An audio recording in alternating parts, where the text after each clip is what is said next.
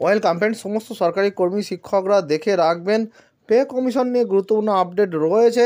আনন্দবাজার পত্রিকায় উঠে এসেছে, বলা হচ্ছে পে কমিশন আর থাকবে না, তাহলে কিভাবে বেতন বাড়বে সেই নিয়ে কিন্তু আলোচনা হয়েছে। ভিডিওটি দেখে রাখুন, শেয়ার করুন, চ্যানেল নতুন হলে সাবস্ক্রাইব করুন। দেখুন কি বলা হচ্ছে, পে কমিশনের নোটে কাজটি মুড়লো।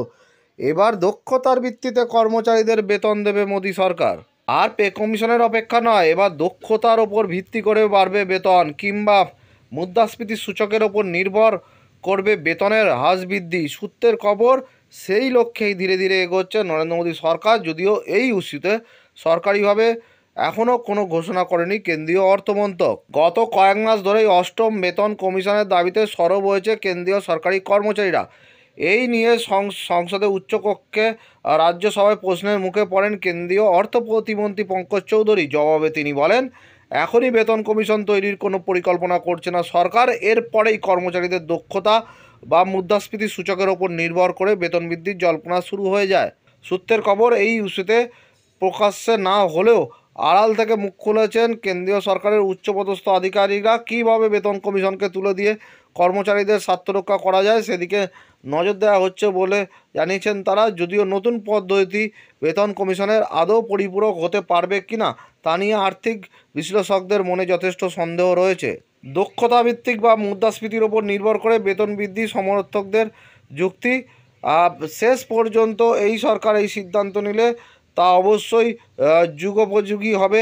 বেতন কমিশন সাধারণত 10 বছর পর বসে, ফলে বেতন বৃদ্ধির জন্য 1 দশক অপেক্ষা করতে হয় কর্মচারীদের। নতুন ব্যবস্থায় তার থেকে মুক্তি মিলবে। দ্বিতীয়ত, মূলত পরিষেবা ক্ষেত্রেই সরকারি কর্মচারীদের কাজ করতে হয়। তাদের যোগ্যতা এবং দক্ষতা দিয়ে অনেক সময় আমজনতার অভিযোগ থাকে, ফাইলের ফাঁসে আটকে যাওয়া, সরকারি সুযোগ সুবিধা থেকে বঞ্চিত হওয়ার অভিযোগ রয়েছে ভুরি ভুরি।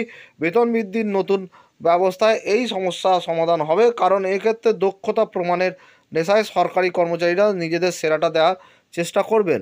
সরকারি কর্মীদের এক অংশের বিরুদ্ধে দায়িত্ব গ্রহণের ক্ষেত্রে অনীহার অভিযোগ রয়েছে। অন্যদিকে পদোন্নতি নিয়ে আবার পাল্টা অভিযোগের সুরও শোনা যায় সরকারি কর্মীদের গলায়। নতুন ব্যবস্থা চালু হলে এই দুই সমস্যা পুরোপুরি মিটে যাবে বলে মনে করা হচ্ছে। তখন উচ্চ মেধা সম্পন্ন যোগ্য কর্মচারীদের উচ্চ পদ দিতে বাধ্য হবে সরকার। আর্থিক বিশ্লেষকরা আবার মনে করেন, এর মাধ্যমে বেসরকারি সংস্থার কর্মী এবং সরকারি কর্মচারীদের মধ্যে একটা সামঞ্জস্য আনা সম্ভব হবে। কর্মীদের কাজের উৎসাহ বাড়াতে বেসরকারি সংস্থার বেতনের বাইরেও ইনসেন্টিভ বা অতিরিক্ত অর্থ প্রদানের প্রচলন রয়েছে।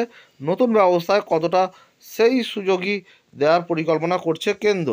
সুতরাং দেখলেন যে পত্রিকায় যেটা উঠে এসেছে, বলা হচ্ছে আর 10 বছর ছাড়া নয়, এবার দক্ষতা এবং মুদ্রাস্ফীতির ওপর নির্ভর করেই বেতন বাড়বে সরকারি কর্মীদের। যদি একবার কেন্দ্রীয় সরকার এটা চালু করে, তাহলে তাহলে দেখা যাবে যে ধীরে ধীরে হয়তো রাজ্য সরকারগুলিও এই পদ্ধতি গ্রহণ করতে পারে। তবে এখনও কিন্তু কনফার্ম কিছু বলা যাচ্ছে না। মিডিয়ার আপডেট উঠে এসেছে, সেই জন্য আপনাদের সঙ্গে শেয়ার করলাম। ধন্যবাদ।